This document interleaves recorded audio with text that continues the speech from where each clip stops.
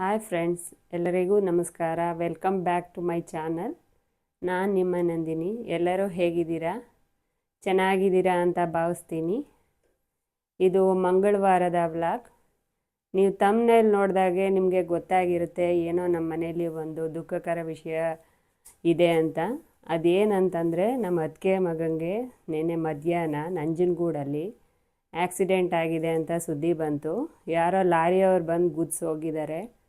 ಇದರಿಂದ ನಮ್ಮ ಹುಡುಗನಿಗೆ ಕಾಲಿನ ಹಿಮ್ಮಡಿಯ ಮೂಳೆ ಮತ್ತು ನರ ಕಟ್ಟಾಗಿದೆ ಅಂತ ಗೊತ್ತಾಯಿತು. ತಕ್ಷಣ ಅವನ ಮೈಸೂರಿನ ಒಂದು ಹಾಸ್ಪಿಟಲ್ಗೆ ಅಡ್ಮಿಟ್ ಮಾಡಿದ್ವಿ. ಜೊತೆಗೆ ಅವನಿಗೆ ಸರ್ಜರಿ ಮಾಡಿದ್ದಾರೆ. ಇವಾಗ ಚೆನ್ನಾಗಿದ್ದಾನೆ, ಜೀವಕ್ಕೇನೂ ತೊಂದರೆ ಇಲ್ಲ ಅಂತ ಹೇಳಿದ್ದಾರೆ. ಈ ವಿಷಯ ಕೇಳ್ಬಿಟ್ಟು ನಮಗೆ ತುಂಬ ಬೇಸರ ಆಯಿತು. ಏನೋ ನನಗೆ ಈ ವಿಷಯನ ನಿಮ್ಮ ಜೊತೆ ಶೇರ್ ಮಾಡ್ಕೋಬೇಕು ಅಂತ ಅನ್ನಿಸ್ತು, ಅದಕ್ಕೋಸ್ಕರ ಹೇಳ್ಕೊಂಡೆ. ಸೊ ಈಗ ನಾನು ನನ್ನ ಡೈಲಿ ವ್ಲಾಗ್ನ ಕಂಟಿನ್ಯೂ ಮಾಡೋದಕ್ಕೆ ಇಷ್ಟಪಡ್ತಾ ಇದ್ದೀನಿ ಫ್ರೆಂಡ್ಸ್. ಗುರುವಾರ ಸಂಕ್ರಾಂತಿ ಹಬ್ಬ ಇರೋದ್ರಿಂದ ಮನೆ ಕೆಲಸಗಳೆಲ್ಲ ಜಾಸ್ತಿ ಇತ್ತು. ಸೊ ಹಾಸಿಗೆ, ಬೆಡ್ಶೀಟು, ಮ್ಯಾಟ್ಗಳು ಎಲ್ಲ ವಾಷಿಂಗ್ ಮಿಷಿನ್ಗೆ ಹಾಕಿದೆ.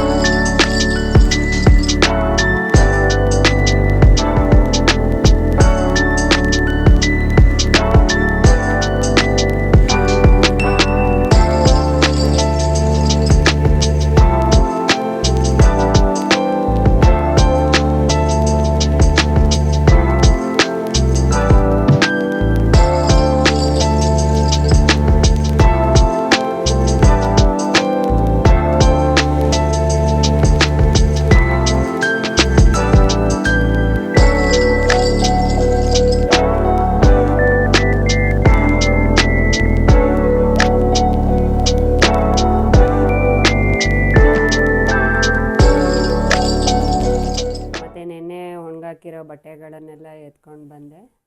ಜೊತೆಗೆ ಮನೆ ಕ್ಲೀನಿಂಗ್ ಎಲ್ಲ ಸ್ಟಾರ್ಟ್ ಮಾಡಿದ್ದೀನಿ.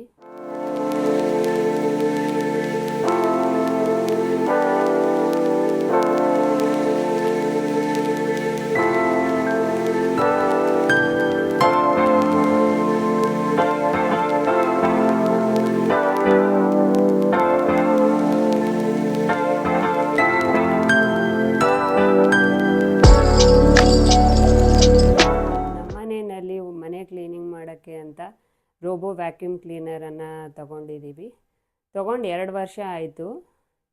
ಇವಾಗ ಸ್ವಲ್ಪ ದಿವಸದಿಂದ ಅದು ಗುಡಿಸ್ತಾ ಇದೆ ಹೊರತು ನೆಲ ಒರೆಸ್ತಾ ಇಲ್ಲ.